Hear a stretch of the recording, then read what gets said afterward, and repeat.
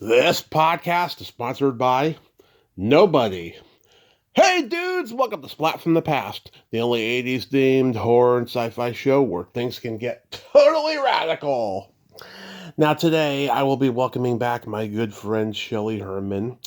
She, of course, was a page at NBC back in the 70s, and she has a book that's been out for a few years. She promoted it on here a couple of years ago, My Peacock Tale, which I highly recommend. It's a very entertaining and hilarious book, and it really captures that time in a nutshell.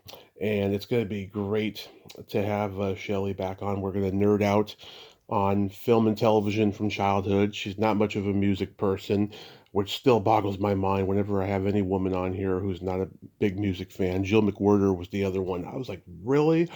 I mean, women are the most musical people I know. So that is weird, but we're going to talk about film and television from back in the day and see how the book is doing, see if she's going to write a sequel, if she has any events coming up. We got to hang out when I was in LA back in June for the Hollywood show.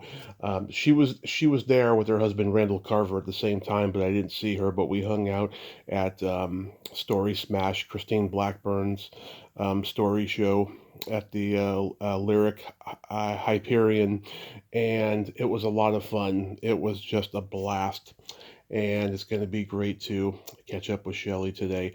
Also, happy birthday, past guest Don Brody. I got to see her I got to see her the night before at the Flappers Comedy Club. She was doing a live HILF, History I'd Like to Fuck podcast. I love you, Don. Happy birthday. Please have me on HILF. So yeah, here is my new interview with Shelley Herman. Let's nerd out.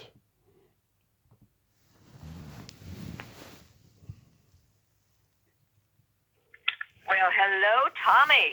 Hey, Shelley, welcome back. How are you today? I'm doing really well. I hope you are too. Oh, yes. I mean, I'm starting to sound like a broken record, but despite the fact that the world's getting crazier every day, I can't complain. I am blessed. Well, but you can complain. Get it out of your system if you need to complain. Yeah, Don't let it eat you up. exactly. Exactly. So, going back in time, do you remember the first movie that impacted you as a child? Well, yes, I do, and I hate to sound cliche in case you've ever asked this question to anybody else, but the must-see viewing when I was a child, and keep in mind I'm old, was when they aired The Wizard of Oz on TV. Oh, I've heard that answer a lot, and um, especially when it was airing on CBS back in the day. I was lucky; I got to see the tail end of that, and then when it hit TBS and TNT, it just wasn't the same. It was so traditional to see it on CBS year after year. It was special. Well, and my mother made it special for me too because, and sadly, when I was little, we only had a black and white TV, so there was no big whoop-de-doo Hmm. when when she lands in Oz and opens up the door. But eventually, we got a color TV. But my mother used to set up pillows and blankets, and we would get in front of the TV, and there's probably maybe a 15-inch screen back in the day, and we would watch it and, fall asleep during watching it. But it was almost like we were indoor camping in like little bedrolls watching it. It was a pleasant experience, and I'm looking forward. My husband, who Randall Carver, Yep. the actor from Taxi, we're going to Las Vegas shortly, and I'm Nice. looking forward to going to the Sphere and seeing The Wizard of Oz, how they digitized it in 4D. So I'm very excited about that. Oh, that is so cool. That's so cool. Oh man. Yeah, it's funny because the first movie that impacted me as a child was Back to the Future, and that has parallels of Wizard of Oz about somebody who wants a newer life, but yet everything that they have is right in front of them. That same kind of story. So It's the there's no place like home story. Yeah, it, exactly. exactly, yeah. Like It's a Wonderful Life also has that. I used to watch that a lot too as a kid. But I'll tell you, there's a movie that here in Los Angeles they used to do something they called it the $1 Million Movie, Yes. and they would show the same movie 5 nights in a row, so that if you watched the movie on Monday night, you could go to school the next day and you could go, "Oh, you've got to see the movie." And Yeah. so by the end of the week, everybody had seen it, and there was a good buzz about the movie. And eventually, my mother was divorced, and I was home a lot by myself and escaping into the cathode tube watching TV. And a movie that really just got to me at a certain point, and I don't even know if you've ever heard of it before. It's called Experiment in Terror. Oh, I love that movie. It was shot in my hometown, San Francisco. There you go. Lee Remick, Glenn Ford, Yep. Ross Martin. Yep. But when I first saw it, first of all, Lee Remick's, she works at a bank and she's a businesswoman and she's just coming home from work the same way you would do any normal day, and then all of a sudden stuff happens. and I don't want to wreck it for anybody else, but the word terror. Oh, Stephanie Powers is also in the movie. I just remembered that. Blake Edwards directed it. Great theme music to it. Very chilling theme music. It's not terror the way you think of a horror movie. It's like real life, it could happen to you terror. That's what makes it even more terrifying. So that was one of those that, man, I got on Experiment to Terror right away. It's funny. A couple of years ago, I found a woman who was a little girl at Candlestick Park when that movie was being filmed, and I tried to get her to come on here.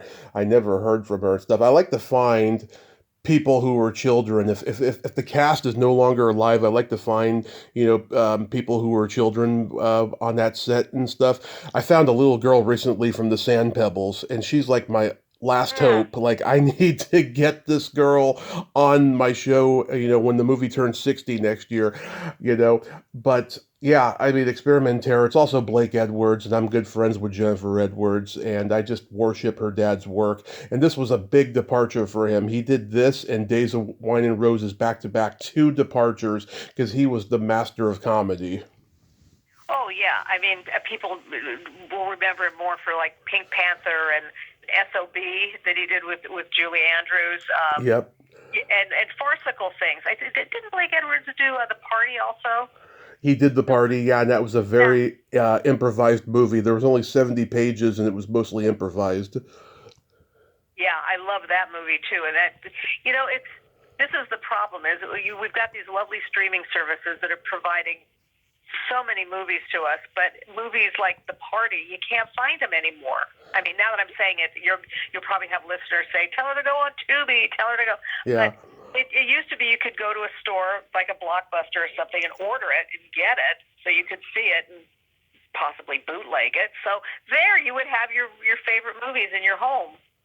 Yeah, and me and Jennifer talked about that a few years ago. We said, why do you think this movie isn't being shown as much? And she said probably because of the politically incorrect implications of Peter Sellers playing an Indian. I'll even go sadly more further than that. Is there are so many of these films that have changed ownership over the years that some people might own these films and not even realize they own them because it's oil companies that are buying them and venture capitalist companies that are buying these libraries, and they don't know what they have. It takes film historians to go deep and try to resurrect these and contact the people and go, hey, you're sitting on a gold mine here. I know. It drives me crazy when a big studio buys a big studio movie and they don't show the original studio's logo, they show their own. That drives me crazy. I have the Alfred Hitchcock movie prints from the 80s on MCA Home Video, and a couple of them have the Universal logo instead of the Paramount logo, and I think that's just so disrespectful. And, about a year or two ago, they did that 100 years of Warner Brothers movies during the Academy Awards promo. Oh God, myself included, we all got pissed when we're seeing like Singing in the Rain and North by Northwest. Those are MGM movies that Warner Brothers owns now. Wow, I didn't even realize legally they could do that since the original copyright would have been with the original logos. So that's even a big bozo no-no. Wow. Yeah. It drives me crazy, and it drove everybody else I know crazy who are historians. What movie genre did you gravitate toward the most? Oh, totally comedy. Hmm. I mean, I'm a girl who liked the Three Stooges. Yes. So, and as a young girl, also I was living in Calabasas, and the next town over was Woodland Hills, and that's where the motion picture retirement home is located. Hmm. And I had the good fortune. Again, I'm 70 right now, so when I say the next thing, you think I was 170. But I met Buster Keaton, Hmm. Larry Fine. Yep. I'm trying to think some of the other oldies but there was so many of those people that because they were kind of in the neighborhood, we would see them at the stores or at the mall or something. The bus would drop them off from the motion picture home at Topanga Plaza, and you would see these people shopping around there. Stan Laurel, I met. Hmm. Yep. He wasn't at the home. I just met him in another location, but I gravitated toward that because as somebody who I liked, well, I loved Lucy, so I Yep. was seeing a woman that was not only attractive, but she was being funny, and she wasn't listening to what her husband told her to do, which I kind of, Randy could tell you that I'm kind of along those lines too. And I would see there was I Married Joan, and of course, okay, here's I'll confess my stupid kid logic thing to you. I used to watch Our Miss Brooks Yes. with Eve Arden, Richard Crenna.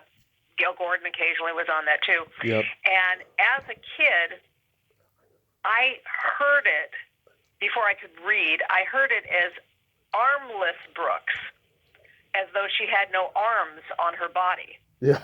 So I kept thinking, why are they calling this armless Brooks? Yeah. Armless Brooks. Okay, so it's that stupid kind of dyslexic kid logic, Yeah. So I felt that way about Armless Rona when they called Rona Barrett Miss Rona. That She wasn't armless; she had arms.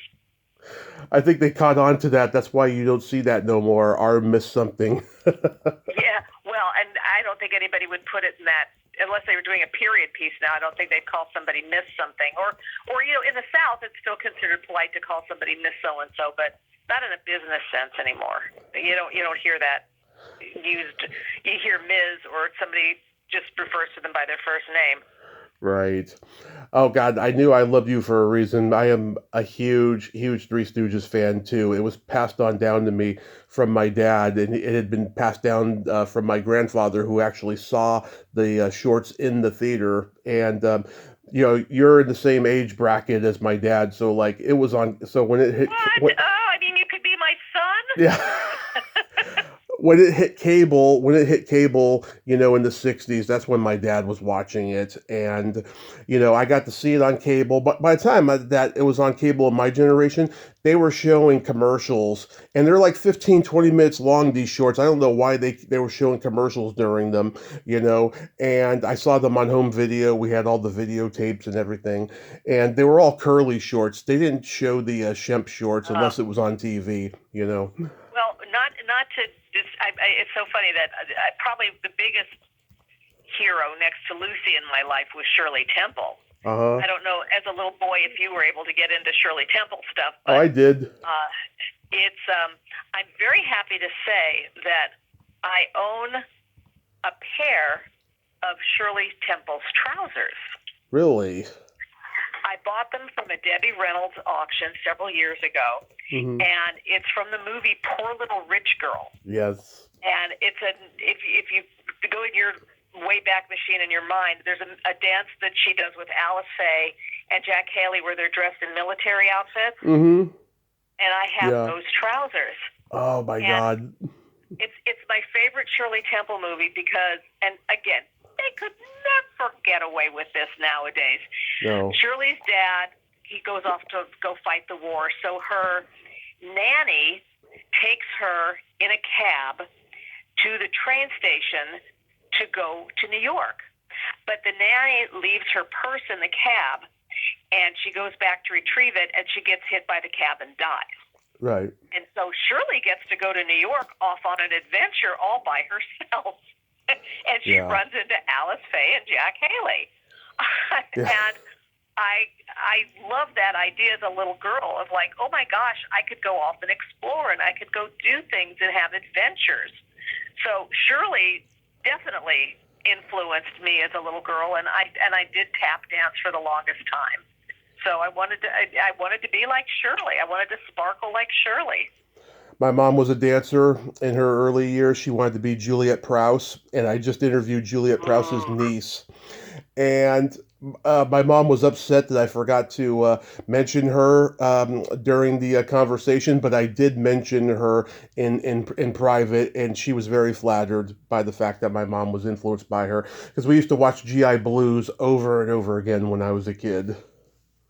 Well, I had the good fortune of seeing Juliet Prowse at the Long Beach Terrace Theater. She and Bebe Neuwirth doing Chicago. Oh, nice. Yeah. And then another thing I was influenced by, and because you were mentioning the shorts, is do you ever remember there was a bunch of short films that was like, so you want to be a fill in the blank, so you want to be a teacher, so you want to be a game show contestant, so you want to be a TV repairman, whatever it was going to be. Yeah. It starred a character actor named George O'Hanlon. Oh, George Jetson. He went on to do the voice of George Jetson and worked, literally died with his boots on. Wow. In the recording studio. But I used to love watching those because it was a different style of his short film, and they're on YouTube if people want to watch it. But George O'Hanlon would talk to the camera, and there would be a narrator talking back to him. And they were maybe 15, 20-minute long shorts. And it kind of would give you a glimpse into, I wonder what it would like to be something. And then George would do it in a very humorous manner. Well, flash forward many years later, I'm going to high school with George O'Hanlon Jr., who also became an actor. So it was really cool to, and you'd call over to George's house, and, you'd say, like, hey, is George there? And I did get George Jetson on the other line when you're talking to him, so that was kind of fun. I've talked to a couple of people who worked with George Jr. on some things. I know. Yeah. Well, and I will be calling George Jr. today, not only to tell him that I just mentioned his father's name and his name on your podcast, but today that we're recording this is his birthday. So I will be wishing him a happy birthday. Oh, happy birthday, George. That's so awesome. It's also the anniversary of Pearl Harbor, isn't it? Or is that the 8th? I can't remember. No, it is Pearl Harbor Day today, December 7th. And for the longest time, George Jr. lived in Hawaii, so it wasn't always the best day to celebrate a birthday when you live in Hawaii. Well, tomorrow's going to be no better either, because it's John Lennon's 45th. Oh, I know. Where were you when you heard the news? I was sperm. Oh, my goodness. I was flipping between a football game, Howard Cosell football game on ABC, and WKRP in Cincinnati. I was flipping between the two shows because it was before DVRs and video and all that stuff. So they actually interrupted WKRP is where I first heard it. And then I flipped over, and then Cosell was giving the news. So that's how I heard it. Right. Yeah, I was 5 when TNT was launched in 1988, and my grandmother got me into film noir and classic comedies. I got into Charlie Chaplin, Cary Grant, who was my first man crush, Bogart and Bacall, all that stuff. Well, have you seen the picture of me on my IMDb page with me and Cary Grant? I have, actually, yeah. Yeah, so there, suck it, huh? Yeah. I'll tell you briefly about that visit, because it's a fabulous picture of both of us, like he ever took a bad picture. Yeah. I was in high school. I was 17 at the time, and the friend of mine who invited me to go with him to see Cary Grant in Malibu had taken school pictures of his daughter Jennifer. She went to the Montessori school in Santa Monica. Mm-hmm. And my friend Mark, may he rest in peace, Mark was too shy to knock on Cary Grant's door and give him the pictures because Cary asked that they be delivered personally. Mm-hmm. So I was like, I'll go. And had a marvelous visit with him. He was wearing a white shirt and blue jeans. I imagine Cary Grant in blue jeans. And he was barefoot, which I thought, oh my God, I'm probably one of the only people to see his toes because he was always so debonair. Yeah. And he took a Polaroid photo of me, and he said that the Polaroid people had just come out with this new version of the Instamatic type of camera, and they wanted him to endorse it so that they gave him one to play with and try to see if he liked it. But he said, like, I never endorsed products. And Laurence Olivier wound up doing the commercials for it. Nice. God, that's just amazing. Was that like around the time that he sued Chevy Chase for that comment he made on the Tom Snyder show? I don't even remember that. Yeah, most people don't, but like, big comedy historians do remember it. Yeah, he was on the Tom Snyder Tomorrow Show. Yeah, Tomorrow Show, and he made some joke about the rumor of Cary Grant being gay, and Cary heard that, and he got mad, so he sued him. But then they actually made up and stuff. I don't know. There was like a public picture taken out there or something like that a few years later. I don't know. I've never seen it, but yeah, it was pretty heavy at that time. Well, as much as I adore both of those men, Chevy had no right to potentially out somebody. Right. And it was none of his business to do that. So, at the time, Cary had a daughter. I mean, so there's blowback to that. If he didn't want his daughter to know about his lifestyle, then Chevy shouldn't be blabbing it. I know. And also on that same show, he made a joke about Bruce Dern doing cocaine, and then just ironically, they just did a low budget horror movie, and I know the people involved in that movie too. It's not out yet. It's called Catnip. Well, the more things change, the more they stay the same, I guess. Or it's the old thing about be careful what you say about people on the way up, because you might meet them on the way down too. Exactly. Yeah. Were you into the Gidget movies? Anytime there was a girl that was doing something out of the ordinary, yes. Yeah. I did try surfing once, and it was too much of sitting around being cold in the water before a wave came up, so I kind of gave that up. What I did like was there were a couple of movies, The Trouble with Angels and Where Angels Go, Trouble Follows, where Haley Mills was the lead and Rosalind Russell was the Mother Superior. And it was girls at an all-girls Catholic school, and Haley Mills' character, when she was being mischievous, she'd have a scathingly brilliant idea, and of course get in trouble with the Mother Superior. So those were girl movies that I liked, were the Trouble with Angels movies, and then of course Where the Boys Are when I got a little bit older, because those were girls out having an adventure, and even though for the Yvette Mimieux character it didn't end as well as it should have, it was just good seeing girls making decisions and doing things, and not always the boys. I saw the remake of Where the Boys Are first. It was a very dirty remake in 1984, and then I saw the original because George Hamilton was in it, and I love George Hamilton, and so I watched that, and I think both of them are good. But yeah, there was that. Oh no, the original. No, forget about that. I think it was Alan Carr did the remake of it. But no, just you have to remember too, like the age of the innocence of that era with. The idea of these girls all going away for a week together. Paula Prentice, Connie Francis, Yvette Mimieux.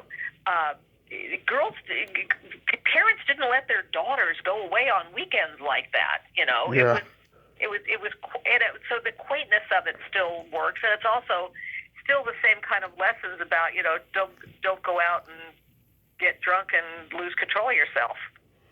Absolutely. There's those kind of things too. But yeah, if girls were having adventures, those were the things that I liked. So yeah, I would say the movie Gidgets and the Sally Field version probably, but then I was a little bit older then for the Karen Richmond version.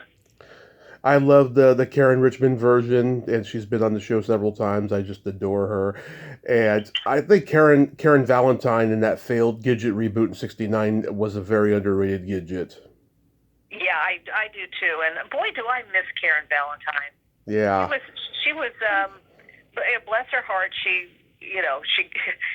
hopefully living a very happy life, but there was it was just nice seeing her character, like on Room 222, and even on the game shows that she did. It was always you were always happy to see her. She was one of those kind of actors. There's certain people that when you know they're going to be on something, okay, yeah, I'll stay tuned for that person, and she was one of them. Yeah, she was a breath of fresh air, a ray of sunshine. How about Elvis movies? Oh, well, before I knew what hormones were, I sure liked Elvis Presley movies. Yeah. Yeah, definitely like them. And then I don't know if you recall that in my book, my Peacock Tale Secrets of an NBC Page, yeah, I actually got to go to a live Elvis Presley concert in Las Vegas. Oh yeah, we talked about that last time. I remember. Yeah. So yeah, I liked Elvis. I liked the simplicity of his movies as a kid. They weren't hard to follow. Although I must say, with Viva Las Vegas, seeing Anne Margaret in that movie and just going, wow, there's a girl who doesn't just button up her blouse and wear pearls all the time in a movie. Wow, Yeah. She was really sensational in that. So I gotta say, gotta love Anne Margaret too. My mom indoctrinated me into being an Elvis fan. She had the Elvis plates, she had books. I mean, she had everything Elvis in our house when I was growing up. And, when we saw the movie a couple of years ago in the theater with Austin Butler playing it, we were just bedazzled by that movie. We just absolutely enjoyed it. And yeah, I mean, I love like Jailhouse Rock and King Creole and GI Blues, as I mentioned, Roustabout, Easy Come, Easy Go, and Paradise Hawaiian Style. Lots of good ones. Well, as you're mentioning them, it dawned on me. I actually still know the lyrics to a Elvis song from Fun in Acapulco. Oh yeah. I mean, yeah. So I mean, there's no room to rumba in a sports car. You can't turn forward or back. There's no room to do the things that you need to do without throwing your spine out of whack. Why do I know that? it's Elvis is in there somewhere in my brain. I know. I find stuff. I remember stuff that I can't believe I still remember. The other day, I thought of something I couldn't believe I remembered. It's just it's a part of being a nerd, I guess. Well, speaking of we're talking about I'm at least talking about of girls, women who I aspired to be or be like.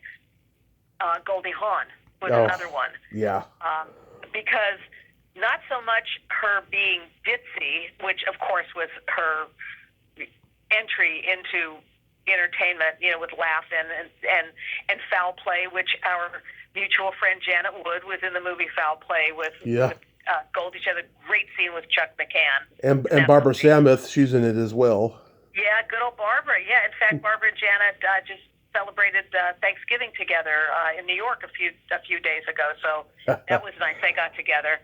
But I really admired Goldie and Barbara Streisand.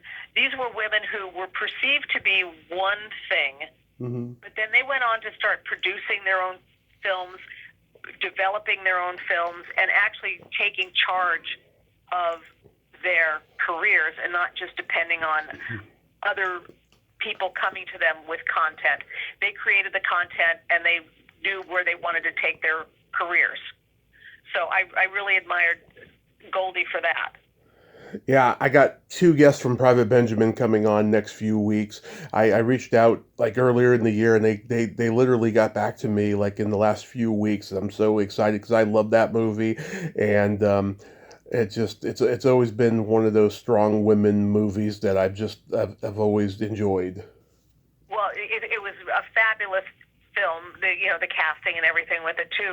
But she does a movie that is a very feminist themed movie about how girl thought her life would be one way and turns it around and it's another. Hmm. And then she'll go and do a movie like Overboard, where Yeah. she's fabulously glamorous, ditzy as heck, and still being able to be true to herself as a woman in the end, and not just be somebody's wife or school teacher or something. She was the one, and she was the first name on the call sheet. Yeah, yeah.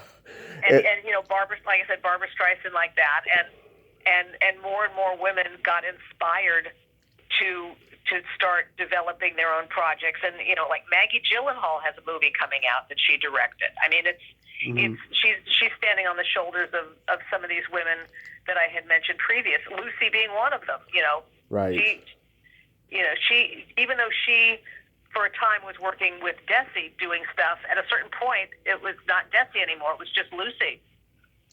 Yeah, there'll be times when I'll be interviewing women whose careers like burned out, and they'll try to revise history and say, there was no female X, Y, and Z in 19 whatever, and and I'll know it's not true because I've talked to the women that were in it in that year and stuff. There was this one woman I talked to about a year ago. She was a writer and producer for television, and she just couldn't handle it after 25 years or whatever and stuff.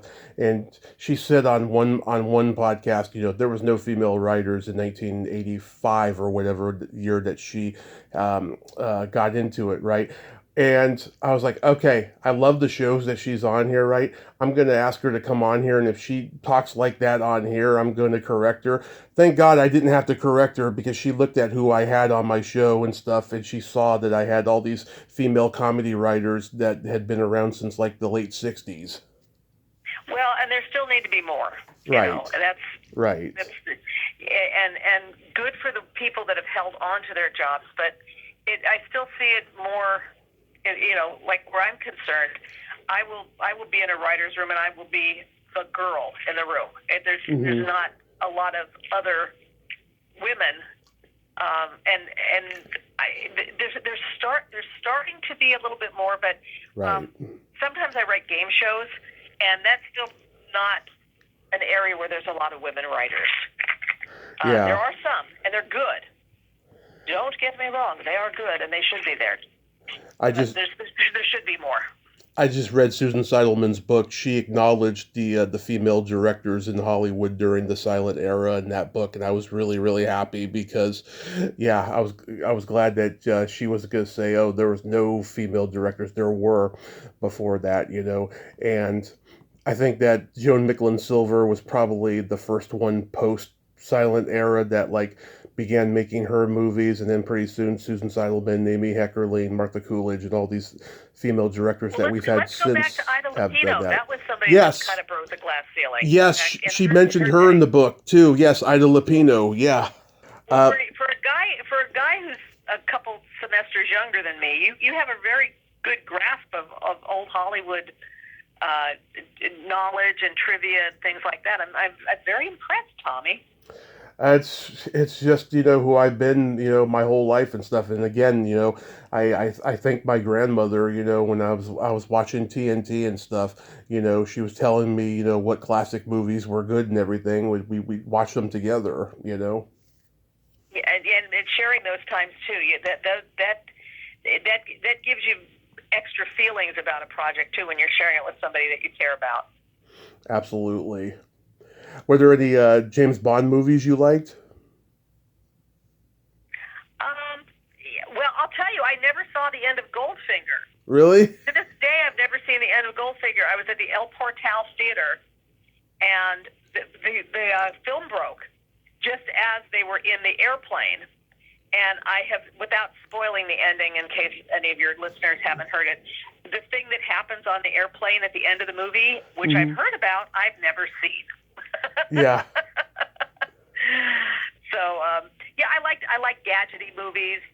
You know, I liked Get Smart when it was on TV. You know, because it was fun. But yeah, I'm not somebody that likes science fiction or futuristic films, but I liked James Bond because the gadgets made sense. They weren't that out. You could see like, oh, we don't have this now, but in 5 years we will have these things. So yeah, I like that. Do you remember a movie with Stuart Whitman called Those Magnificent Men and Their Flying Machines? They go uppity up up. Yep. They go down to the down. Yes, I do. Yeah. That one doesn't get talked about anymore. When it came out, it was actually a pretty big hit. Yeah, no, I definitely remember it. I don't. It's not one that I would race out and go see again. But yeah, I remember it. It was fun.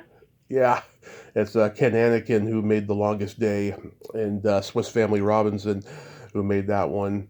Yeah, I mean, James Bond, I went to go see the newer one a couple of years ago, the one where Bond dies, and like I fell asleep in the theater. I just could not get into that movie. It wasn't like the campiness of the original Bond movies, and it just wasn't fun. People say it was more action than story. Yeah. Right. People say Mike Myers, when he did the Austin Powers movies, he killed the humor of James Bond, and that's why they became more action-y.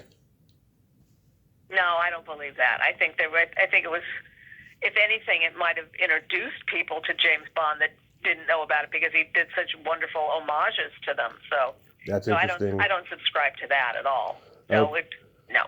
Okay. Yeah, my dad and I went to go see GoldenEye at the drive-in. We left about a half an hour, and we just could not get into it. I just have not seen a good James Bond movie since maybe, probably the last good one, I think, was the Spy Who Loved Me in '77. After that, it's just, it's okay. No, I like Daniel Craig as James Bond. You know, not that he needs me to tell him that, but no, I enjoyed them. Like I said, more action than story, but I thought it was valid. I liked it.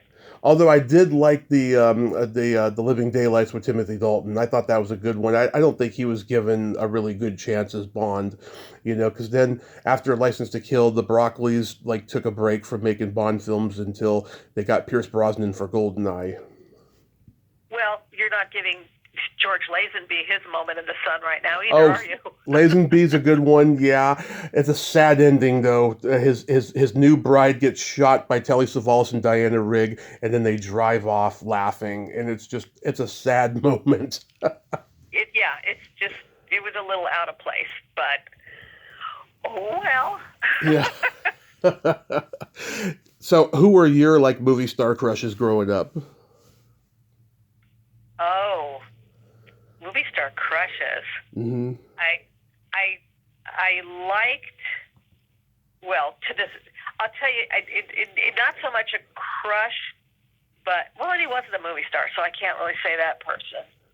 I'll say I really admire Tom Smothers.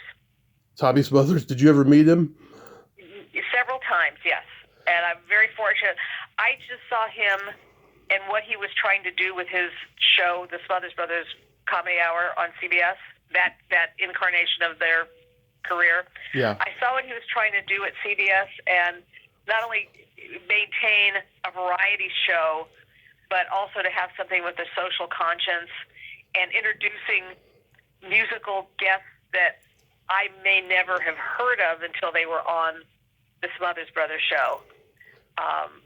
And I obviously was more attracted to that than I was like a Perry Como show or Andy Williams or something like that, because there was a little twinkle of mischief, you know, in his eye, and I wanted to be part of those groovy people, and I would say I really admired Tom Smothers and what he was trying to do. So that was somebody I aspired to maybe. Someday it would be fun to work with somebody like that. So yeah. Oh, they were both brilliant, the Smothers Brothers, and just the fact that they, you know, stuck to their guns and got their show canceled over content is just commendable. Well, they fought back. that's the other part. They didn't just go, oh well, CBS fired us. As Tom stood up and it cost him many millions of dollars, but he fought back and he won. Yep. And he wasn't canceled. He was fired, and it was a difference legally and morally in how business was conducted, and hopefully he's protected other people to this day. As far as current people, if Kevin Kline ever wants to come over to my house, he's very welcome. That's my current celebrity crush. Well, my current celebrity crush was James Franco until he got Me Too'd, and then, there hasn't been anyone current since, really, and stuff. Just everybody looks like a freaking porcelain doll these days. It's just not, they're not natural like they used to be. Like I said, Cary Grant, Natalie Wood were like my early big ones and stuff, and then a lot of 80s movie actresses that I've interviewed and become friends with since, they were just all natural beauties, and then at some point, Hollywood became Tinseltown, and it really lives up to its name. Oh, but you can't say that there's people out there like Billy Bob Thornton or, I'm just trying to think of even like if some women. It's not tinsel. It's not all Tinseltown. There's a segment of the population that's always going to want to value beauty over talent or content, but eventually the content wills out. And there are some truly, like an Owen Wilson's a normal looking guy, Luke Wilson, I'm seeing more and more actresses now that once they get to a certain age, they give it up and go, I'm not going to do the plastic surgery thing. And you find that these women are booking more character parts, but they're working. They're not holding out for the ingenue anymore. So, and June Squibb is on Broadway. She's 98, I think they said, 96, 98. Yes. She's actually I think she's 95. Yeah. So it's a matter of what society will accept, and I don't think people are accepting people that have had extensive work done on their bodies and their face if they don't have the talent to back it up. But then there's a whole other strata of the entertainment industry with people who are influencers and internet stars that they can make a buck doing things that isn't what I would consider mainstream entertainment. And bless their little hearts, if they want to do OnlyFans, if they want to, sell snake oil and make money on the internet, good for them. That's their job, but that's not art. Yeah. That's commerce. Exactly. Did you go to the drive-in a lot growing up? Yeah, because we would sneak in. Yeah. And that's another thing I think that, people talk about the decline of people going to the movies anymore.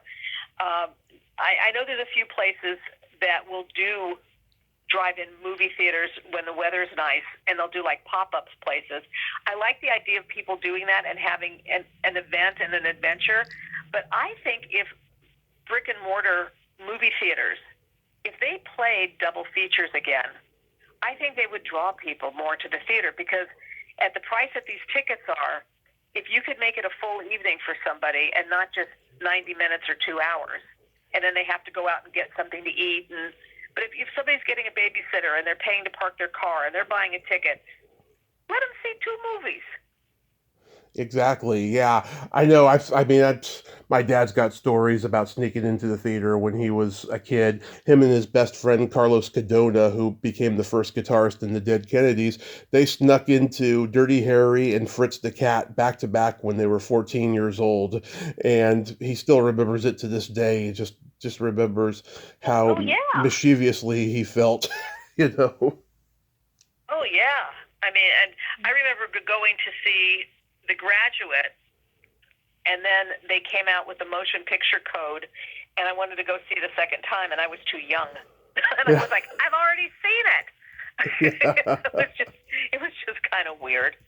Yeah, I've never snuck into a movie theater, but I know a lot of people who have, And my parents started taking me to drive-in when I was 2. They took me to see Weird Science and Rambo 2 the same night, and And I saw a lot of great movies at the drive-in throughout my life until our drive-in closed around 2001 and stuff. But there was a couple of years where they stopped taking me because I was either falling asleep in the car or I was getting out of the car and knocking on windshields. Oh no, no. You don't want to disturb people's entertainment, whatever it is they're doing in their cars at a drive-in. I know, and my dad used to do that back in the 70s.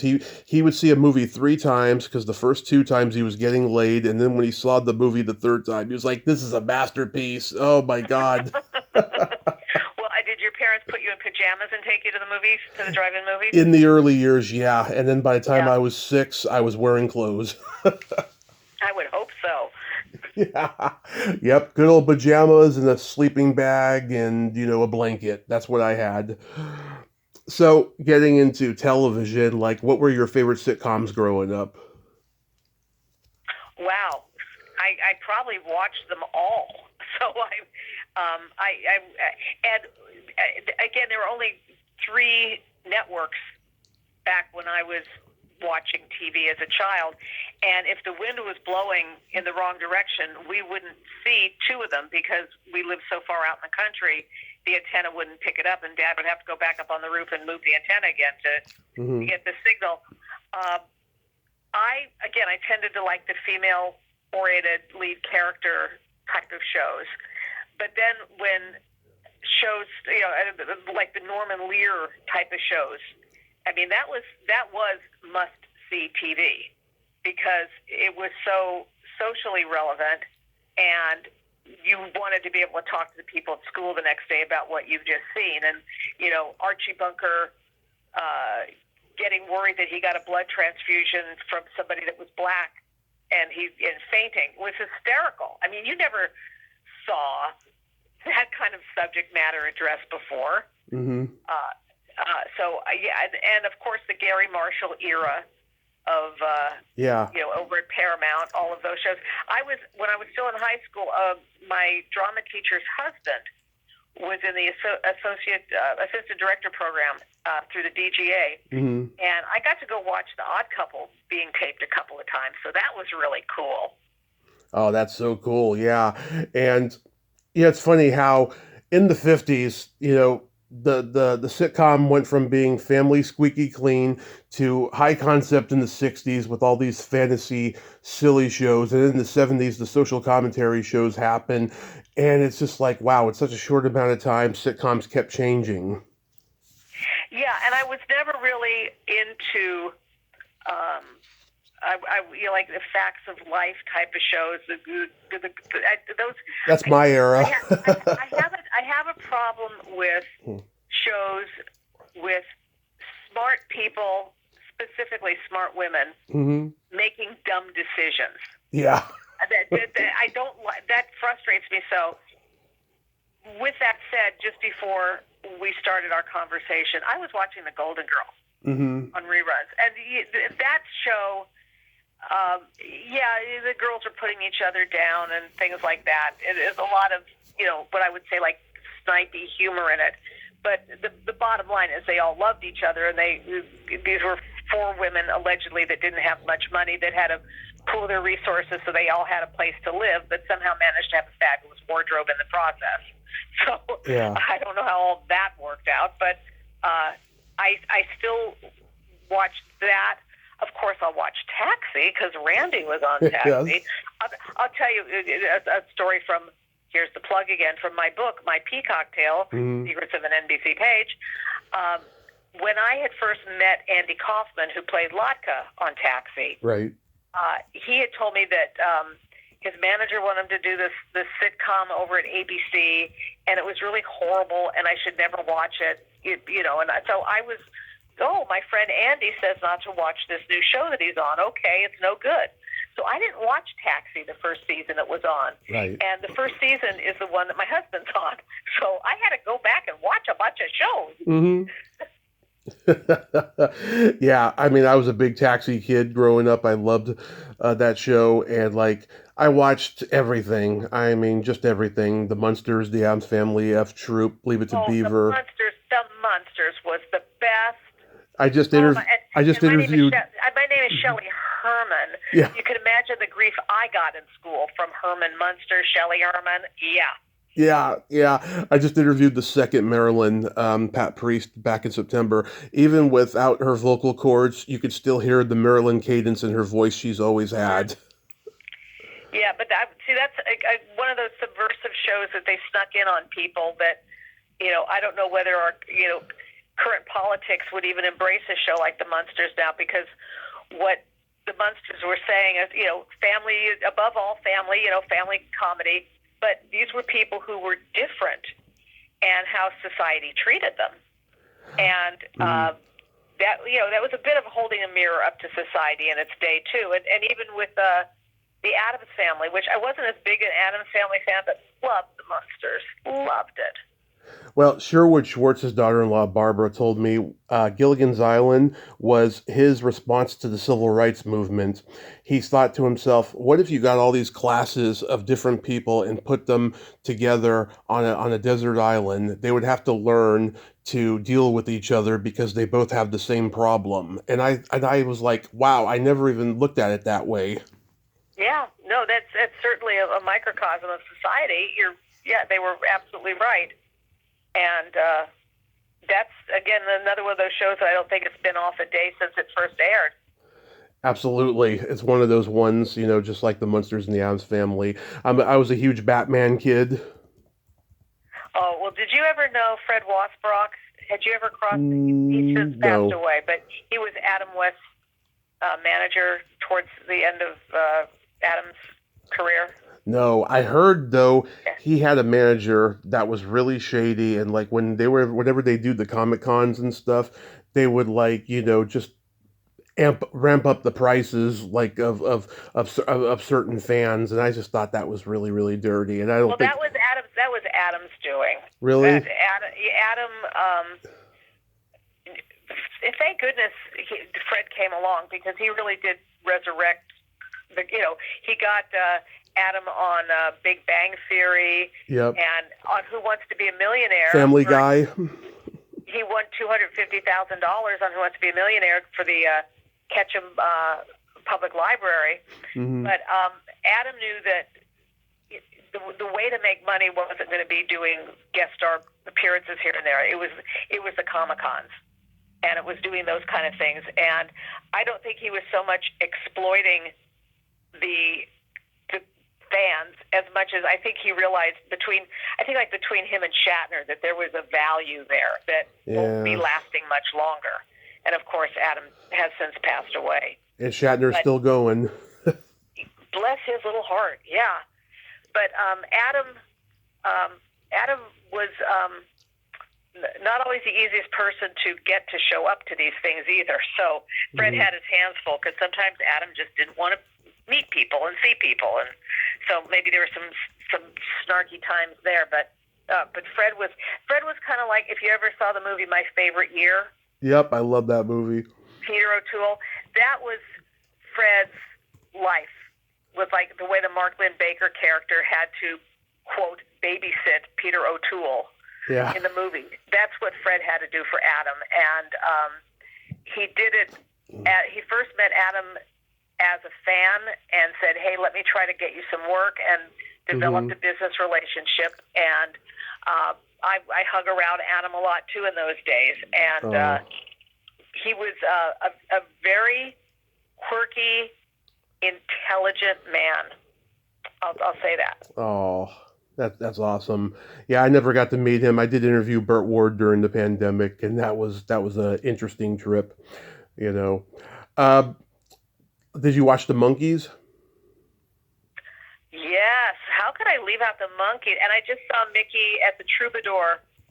He did a benefit concert for Make-A-Wish, and I know he's starting to tour again. It's his 80th birthday. Yep. And if anybody has a chance to go see him, they will not be disappointed.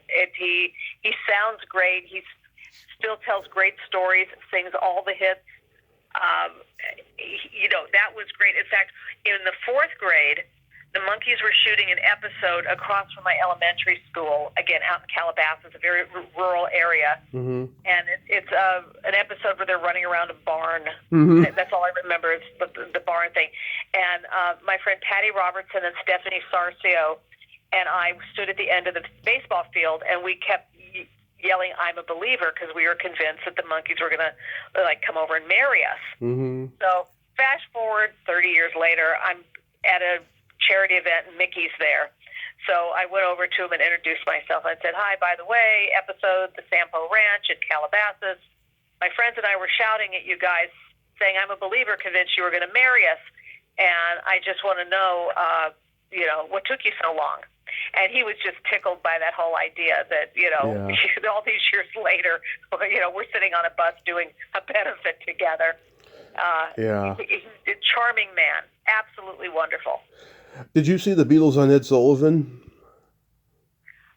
Well, I claim that to be as a pivotal moment in my life, because when the Beatles first arrived at the airport, it was on February 7th, 1964, which was my 9th birthday.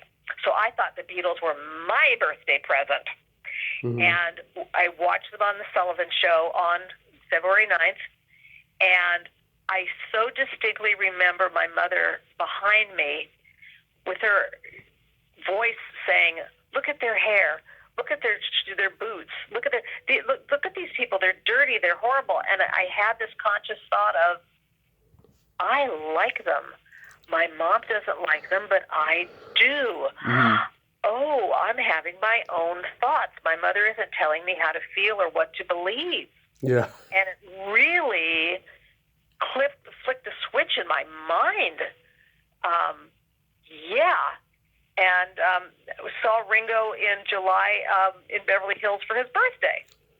So that was very nice too. But and then several of the people from that pivotal Ed Sullivan Show. I was good friends with Mitzi McCall and of course Charlie. I interviewed them in 22. One of my favorite interviews ever. They were just making me laugh the entire time, and I had a couple unrecorded talks with Mitzi that were just hilarious. She was amazing. May she rest in peace. Frank Gorshin was also on that episode. Yes, he was. And Davy Jones, he was doing Oliver. Yes, consider yourself at home, yes. But Gorshin came over to our house Christmas Eve several years ago. And we knew that he had lung cancer, but he hadn't told a lot of people. Oh.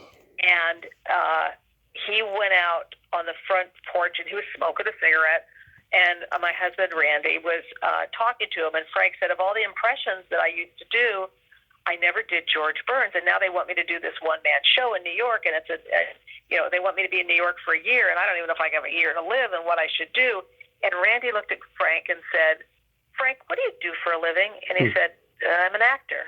And Randy said, "Go act." Yeah. And Frank went on. The show got nominated for a Tony Award. Unfortunately, Frank didn't get nominated for a Tony Award, but that was the year that Paul Newman won for doing Our Town, and Frank was really pissed off he didn't get nominated, and then he got pissed off because Paul Newman wasn't even there to accept the award. And Randy says to Gorshin, he says, "Don't you know that Paul Newman probably thinks awards are BS, and that there's no reason to show up for these sort of things?" And it kind of settled Frank down a little bit. That he, okay, if Paul Newman, a big star, isn't getting upset about this sort of thing, then I shouldn't either. So it was kind of a sweet moment that they had. Yeah. Oh, wow. What game shows did you watch growing up? All of them. All of them? All of them. There was a show that I was just speaking to Beth Meyerson's daughter. Mm-hmm. About my mother used to put on like this fake fur coat thing that I would wear, and I would pretend like I was modeling, like Beth Meyerson used to do on the shows. Mm-hmm. But watching shows like I've Got a Secret, What's My Line, those were shows that had women playing on an equal footing with men. And you could see people like Kitty Carlisle, Arlene Francis. They were smart, and they were competing with the men, and sometimes they were guessing things before the men would. You know, Steve Allen and Jane Meadows. Sometimes Jane Meadows would get the answer before her husband, Steve Allen. So that was, to me, a nice social dynamic to see, that the women didn't have to defer to the men, that they could own their own information and look lovely. And you know, I always wanted to, you know, be one of those women that would be, you know, on panel and then say that I was going off on the Kinley circuit doing MAME or something like that afterward. It all just sounded so glamorous to be in New York and being able to be an actor or be a musical comedy star. And then, of course, once I was old enough, I started going to all the different game shows. I was a contestant on the dating game twice. I did a Jack Nars hosted show called Now You See It, and eventually started writing for game shows because I had gotten in with the Chuck Barris organization, and they were always lovely people who were very supportive of women, and just doing that and being a page at NBC and making contacts, I kind of made that leap into doing game shows. So, yes, loved them. When that quiz show scandal happened in, what, 59, God, everybody in the game show community got moral as hell because it never got repeated on any game show. I mean, it was just a weird kind of turning point. Well, things, not only were regulations put into place in doing the game shows, and there's a compliance and practice and broadcast standards that would go over everything before, you know, going over all the material, and the way that contestants are selected and isolated so they don't have access to material. But also, the producers at the time were told how to make their shows more dramatic. And people like Dan Enright and Jack Barry, who got caught up in the scandals, they were told by the sponsors to do things because it gave it dramatic value. So while it wasn't ethical, it wasn't illegal at the time. Now there's things that are in place to prevent this from happening. And even in certain instances, you'll see where there might have been something that was judged poorly or an error someplace at a game show, and they'll invite the contestant back for a redo. Nice.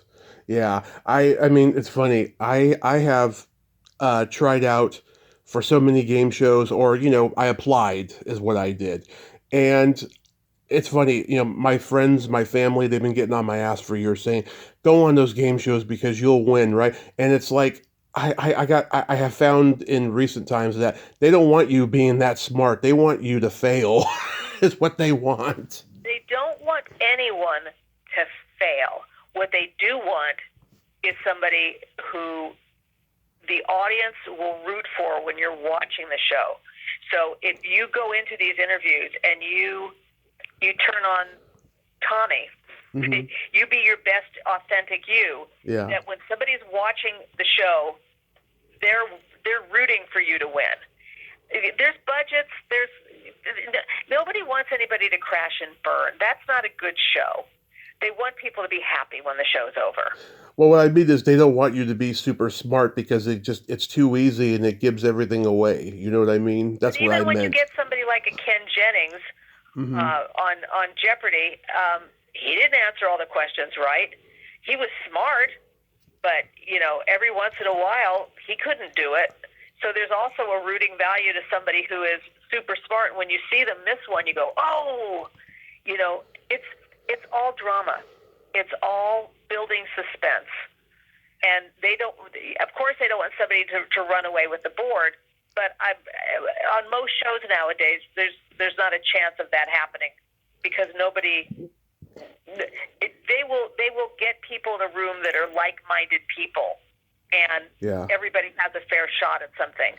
They're not going to throw one smart, because again, when they select people to be contestants on a game show, you'll come down for the taping of the show, and they'll probably do 5 shows in one day. So let's say there's 15 people, 5 shows a day, 3 contestants each, and then they'll put one or two as for in case there's an emergency, they've got a backup person for it. All of these people are going to be tested at the same level, and they're picked at random by the broadcast standards people. So you can't say, ooh, we're putting these three people together because we know Tommy's really smart and Bob and Sue are really stupid. Yeah. No, they'll try to even it out.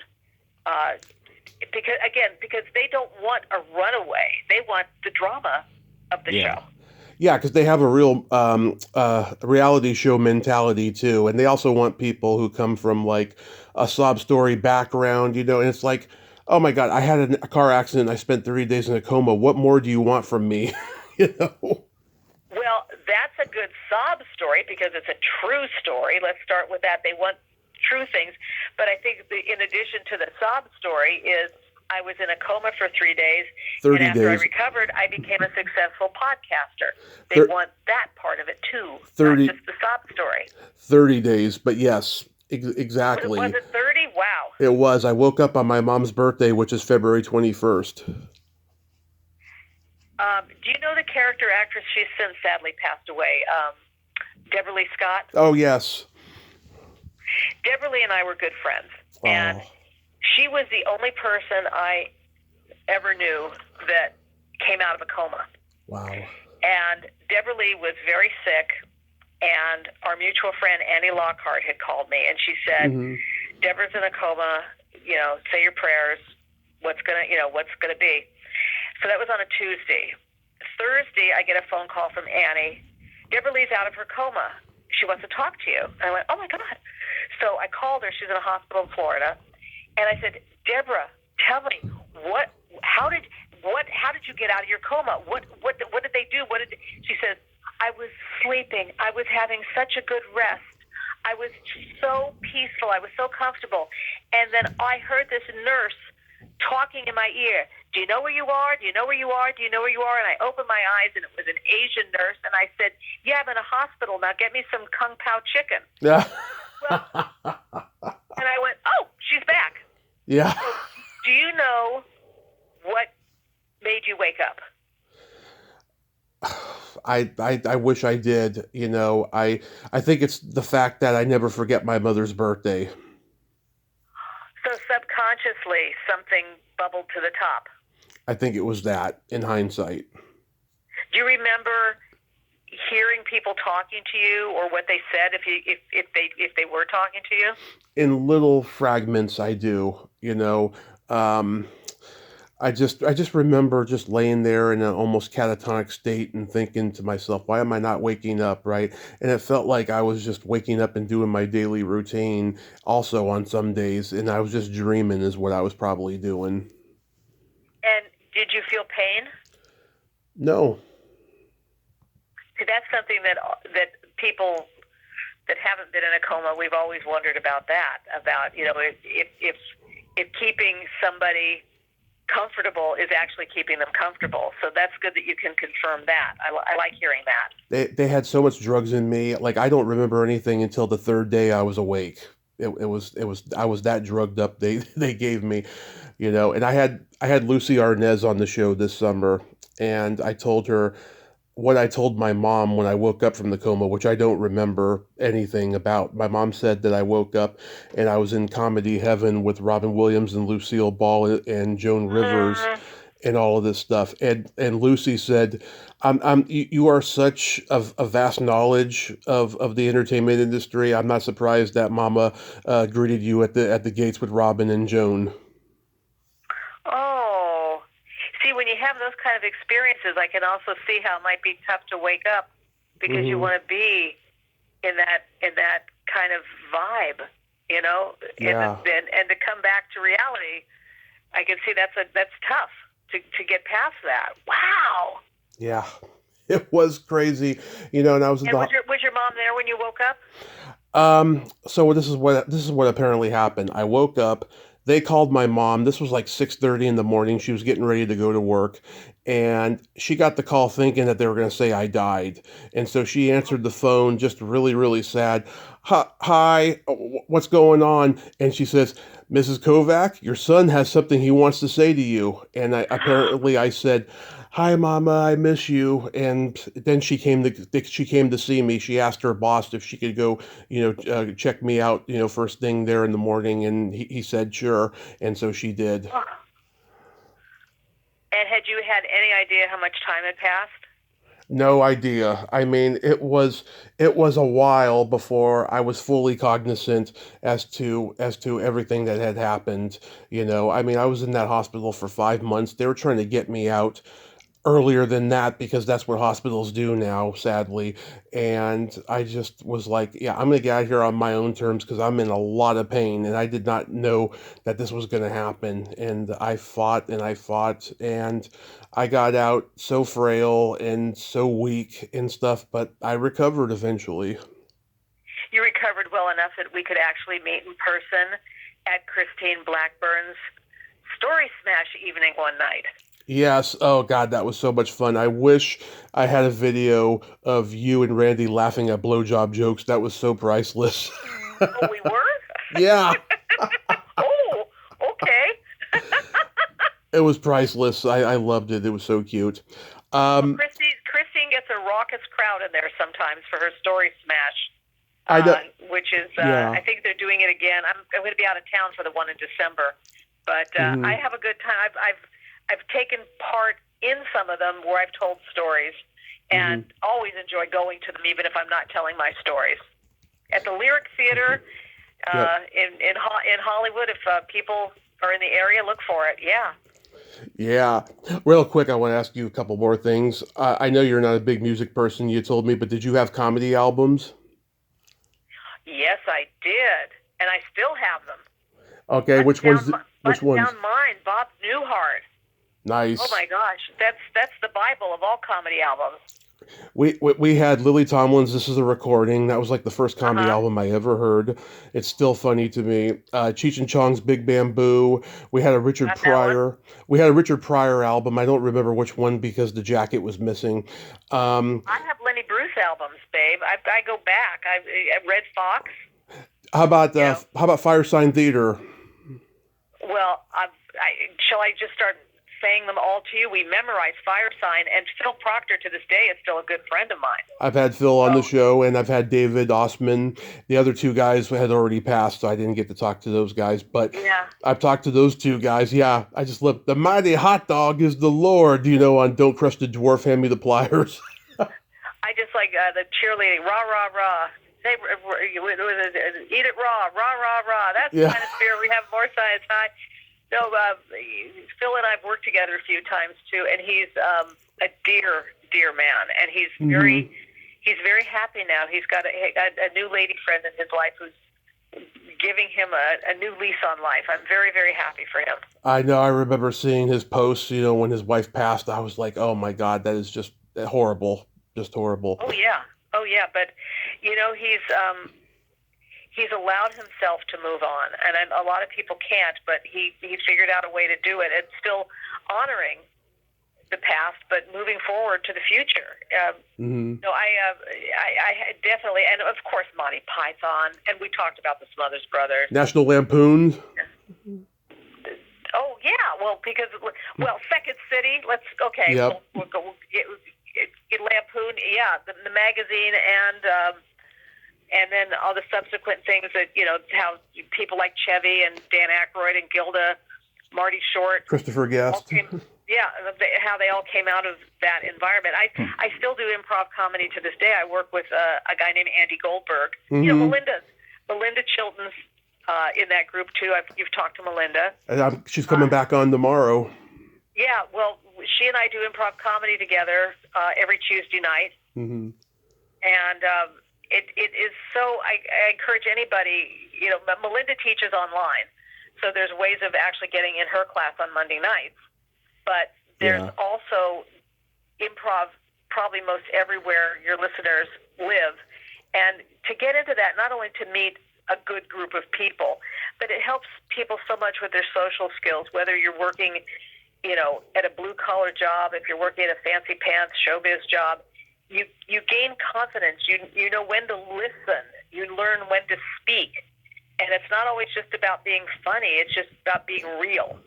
Mm-hmm. And I encourage anyone to get involved with it. If you love comedy, but you don't think you could do improv or stand-up, give improv a chance. It makes it accessible to everyone.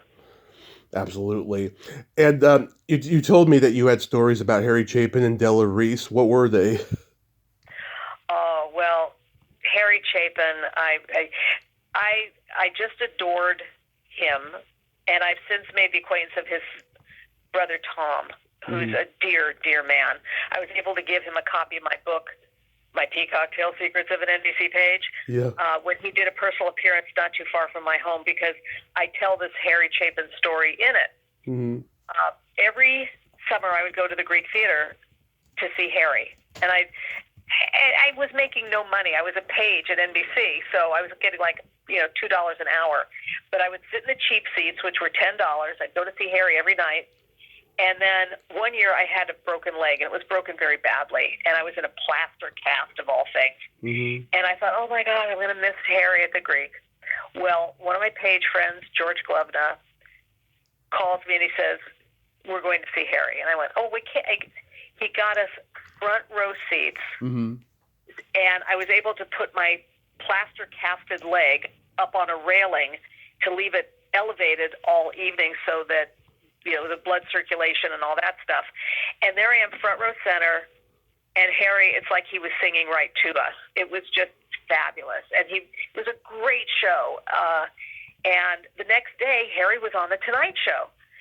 So I called George, and I said, oh, my God, Harry's going to be at The Tonight Show. Let's go see him afterwards. Mm-hmm. And we walked backstage. I'm on my crutches. And before I could even tell Harry how much I loved him and how much he meant to me, he looked at my leg and he said, you were at my show last night. Yeah. And made that with that little connection and chatted for maybe about 10 minutes. And to this day, I still contribute to his Why Hunger charity. And I always encourage people, if they want to hear a storyteller, listen to a Harry Chapin song. Oh yeah, because they're most of them are based on real life experiences, or in the case of my favorite song of his, which is a song called Mr. Tanner. Mm-hmm. He actually saw a review of somebody who had sang a song and got a very bad review, and created a story about this guy, not using the name Mr. Tanner, but I think his real name is like Martin Truly, something like that. Yeah. It's on YouTube.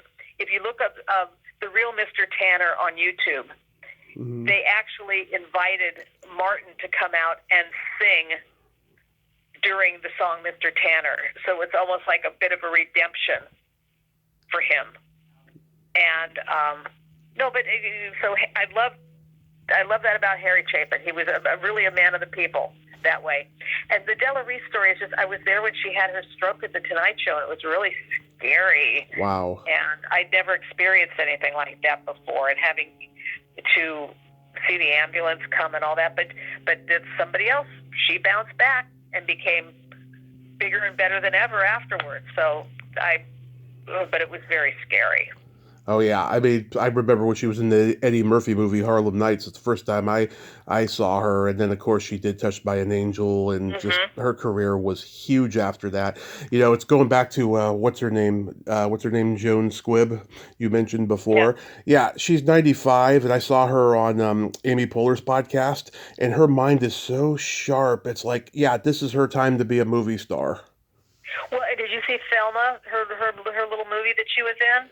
No, but I want to see the one where she's like an old lady becoming like a vigilante and stuff. She's like riding a motorcycle and stuff. Well, that's Thelma. Oh, is that the one? Okay. I'm trying to think if she's on a motorcycle. She's for sure on a scooter. Yeah. It's a true story. The guy who wrote, directed, and has a part in the movie based the story about how his grandma got scammed Mm-hmm. in one of those phone scams. Hey, Grandma, Yes. I need $10,000 to get me out of jail. And the grandmother did it and then found out about it. And Yes. the real life story is the grandma got her money back. Yeah, that happened to my friend recently, and I keep telling my mom, just do not, believe anything that they're telling you when you get those calls. Have a safe word between you and your mom that only the two of you know, so that she can say to somebody, tell me the safe word, and then they'll hang up. Right. And I just I'm say, serious. That's what they're telling a lot of people to tell their parents, to do that. I just say no to everything, no, and then I hang up. Well, but you might be in a Mexican jail someday, Tommy. Come on. You know you. It could happen. A Mexican jail. So, are you writing a sequel to the book? What I'm going to do is I've collected some more stories that I'm going to add to an audio version of the book. And I'm hoping to have that ready by the spring of the spring of 2026. Love it. And I'll add some more stories to it, and then I will answer some questions that people have been asking me along the way. So hopefully it'll be like bonus features for people. Oh yes, yeah, so we got to talk about it when it's done because that'll be awesome. I'm looking forward to it, and I thank you so much for coming back on and nerding out with me today. I love you. I'm forever your nerd, Tommy. Happy holidays, have fun in Vegas, and we'll talk soon. You take care, and happy holidays to you and your mom. Thank you. Bye-bye. Bye-bye. Well, there you have it. Shelley Herman, ain't she a sweetheart? Oh my God, I friggin' love her. And wow, we went way over in time, but hey, we had fun doing it. It got heavy when we talked about my car accident. Yeah, she didn't really know about it and stuff, so hey, we talked about it. Why not? If since we're on the subject of game shows and what goes on behind the scenes. Well, go check out My Peacock Tale, Secrets of an NBC page. It's a fabulous read, fantastic read. I've read it since our first talk, and you will enjoy it. And there's even a couple naughty stories in there, including a story involving a guy named Jake. Well, until next time, this is Tommy Throwback Kovac saying, there's no shame in living in the past because the present sucks. Later, dudes!